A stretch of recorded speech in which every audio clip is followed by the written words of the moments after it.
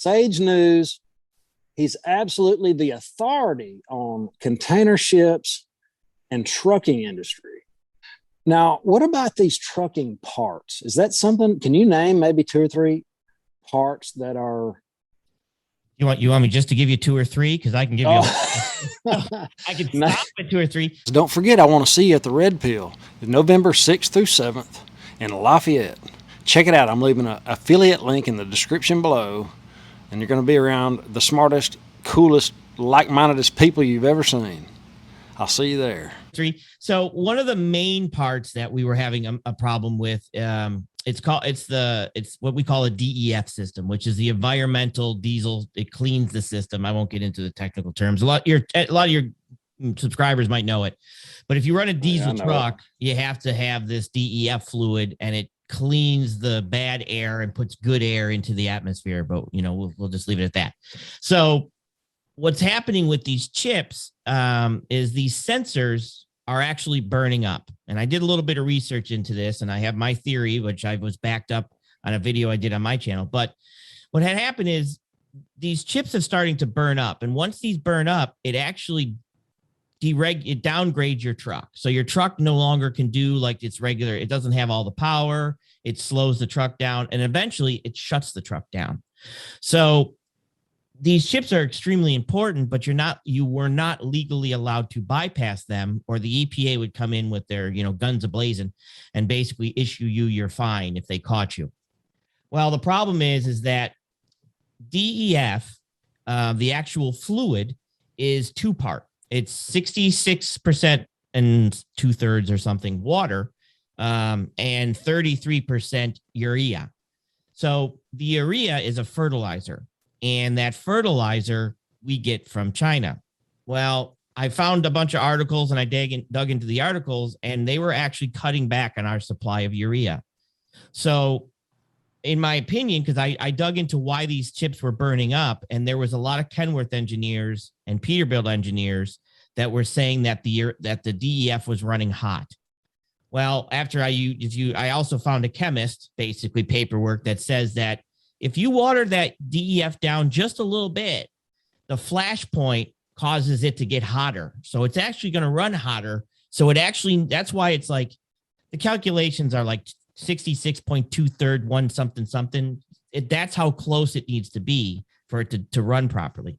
But if you water it down a little bit, the flash point runs hotter, which could end up burning up sensors. I think that's what's happening. I think maybe to kind of stretch out that DEF fluid, companies have probably looked to water it down a little bit because they're not getting as much urea to mix with the water. So like I said, I did a video on it, and when I do a video, I throw a bunch of so everybody else can see what I'm seeing on there. But it just seems that this is the type of stuff that without those chips, there was I think it was 40 trucks sitting at one dealership waiting for that sensor from a buddy of mine. And that's not anything that any type of sensors or things like that. On my community page, somebody couldn't get a drive shaft. They broke a drive shaft, and they were down for 3 months because of a drive shaft. Just somebody trying to get, as a welder, you would know, just trying to get somebody to get the metal to build this drive shaft was taking like 3 months. Mm-hmm. And that's 3 months of non-trucking. Eventually trucks starting to pile up. And there's a lot of mechanics on TikTok videos that are saying, all these trucks back here, I got no parts. I got no parts for all these. And that also hurts that supply chain. I talked to a trucker this morning. He's in around the Great Lakes.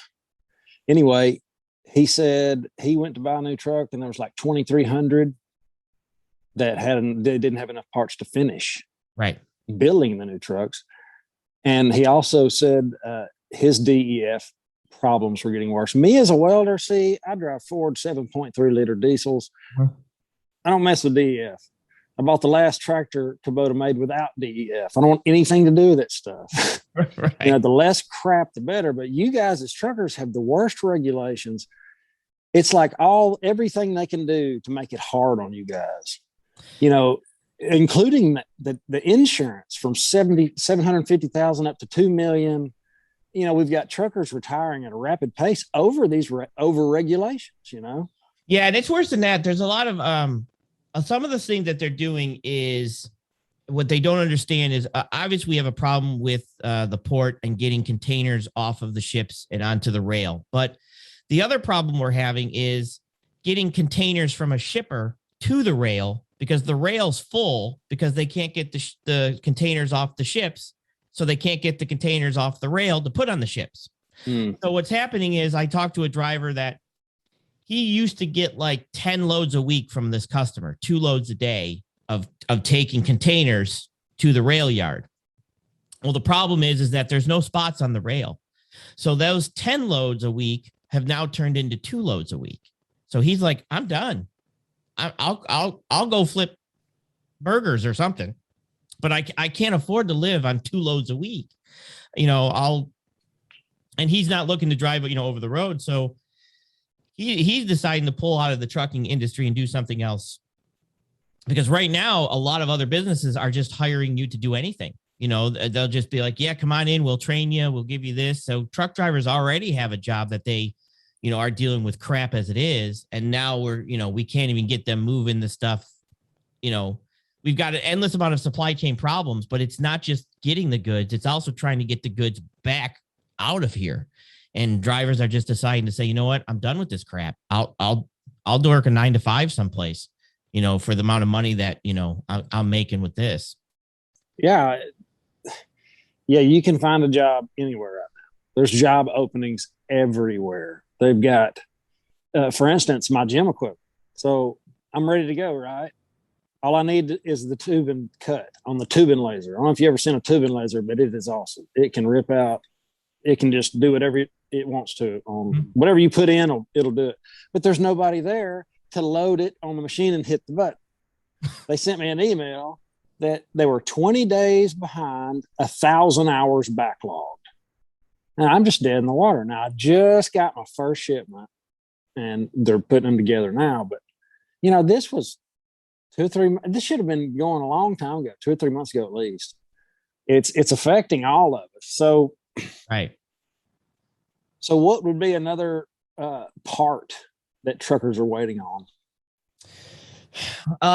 Let's see what else we got going on. So any type of sensors are hard. Any type of, like I said, tires are also starting to get to the point. Oh man, tires, because rubber. Is that because they're made in China? Yeah, rubber. A lot of the rubber we get is from China and things like that. So tires are starting to get hard to find. And tires go, tires blow, tires get used up, they get wear and tear. Good luck. That's not something that's going to, that could just be like, oh, the tire's perfectly fine. 15 minutes later, it's flat in the road, So tires are another one that I've noticed starting to get to a point that we're running into backups on certain tires. It just seems to be anything like, I remember another driver was saying he was waiting for like a starter, like an actual starter, a rebuild or whatever. And he was down for 3 months. So it could be, and guys are saying, airbags, airbags will pop or they'll get dry rotted or something eventually, if stuff like that. Another guy I know, he drove around like 4 places putting together airbags, shocks. I know a guy that's been waiting just for shocks for his trailer, that they don't know when those are going to come in. So, and the problem is, it's like, well, when they coming in, it's not like, well, we got them on back order. They should be here next Thursday. It's just like, I don't know. So your livelihood could be held up for 3 months on a part you don't know. Absolutely. Oh, this big. Right. And the worst part is now you have to make a decision. Some parts that you need technically might put a truck out of service, right? But now, so let's say your tires are closed. So now, admit it or not, some drivers are going to be like, well, can I go another couple weeks on these tires? And even though that cop might pull you over and be like, boop, now you're out of service. And now you're sitting on the side of the road in some state, 4 states away from home.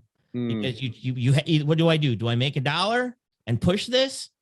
Or do I wait for these, parts to come in and sit for 3 months? Which is it? You know what I mean? So it's not even, now it's becoming the risk of trying to run a trailer that possibly might need a part changed.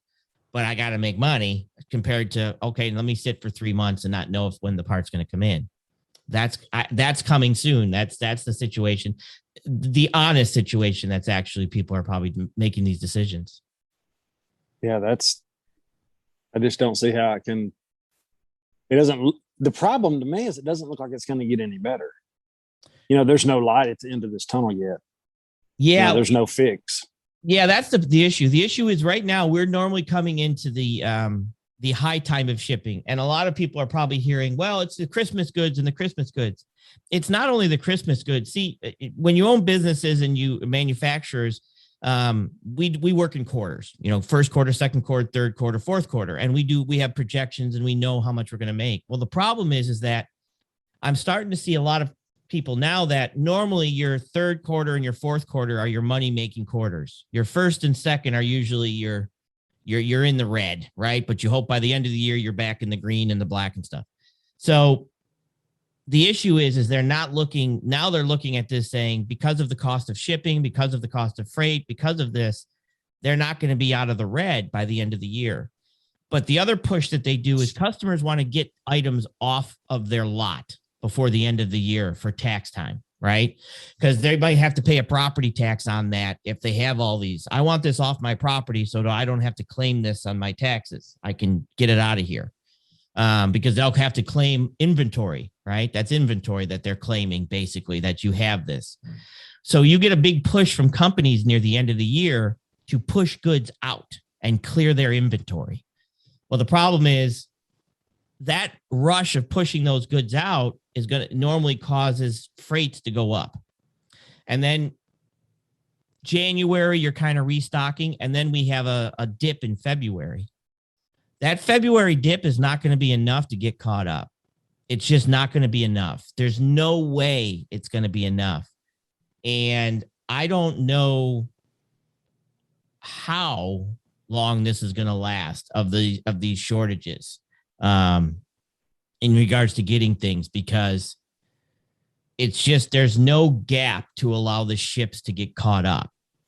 So the problem with that is if we can't get caught up, the price for trucking and shipping goes up and up and up. It's supply and demand. If you pay, you're going to drink that glass of water right there, right? So let's just say that was a soda. Well, first you got the aluminum can, and then it ships to the plant that they fill the aluminum can with soda. And then it ships to a warehouse, and then it ships to a retail store, and then it ships to your hand. So that soda ships 5 times. And then you take that 5 times shipping, and you normally pay $2 a mile, but now you're paying $5 a mile each and every time. It becomes almost too much that you can't absorb those costs. And I think we're going to reach the point that customers are going to say, look, I can't absorb these costs. I now have to pass these costs on. And that's when we start to see the price of these goods. So now that can of soda that was, let's just say, I know it doesn't cost $1. Let's just pretend it's $1. Now it's $4 because of and that's the inflation we could be looking at.